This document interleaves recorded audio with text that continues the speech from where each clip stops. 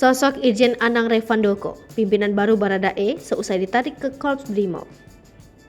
Korps Brigadir Mobil atau Brimob telah menarik kembali Baradae ke dalam kesatuannya. Baradae sebelumnya ditugaskan menjadi ajudan Kadipropam nonaktif Irjen Ferdy Sambo.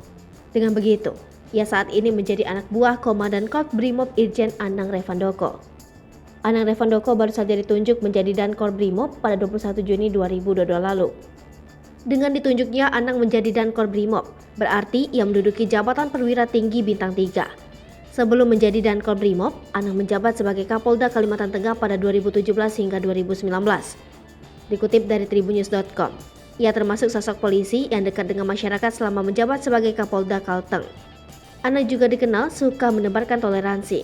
Selain itu, ia juga memiliki sederet prestasi selama bergabung di kepolisian. Di antaranya juara pertama kategori kelas eksekutif A pada lomba menembak dalam rangka HUT ke-72 Brimob. Diberitakan sebelumnya, kabar penarikan kembali Baradae ke Brimob disampaikan Lembaga Perlindungan Saksi dan Korban. Ketua LPSK Hasto Atmojo Suroyo mengatakan, hal itu baru diketahui setelah pihaknya melayangkan surat ke Brimob untuk mengajukan perlindungan Baradae. Melalui surat tersebut, LPSK memanggil Baradae untuk dimintai keterangan dan pemeriksaan psikologis pada Rabu 27 Juli 2022. Hingga kini, Baradae memang belum datang ke kantor LPSK, sehingga permohonan perlindungannya belum bisa disetujui.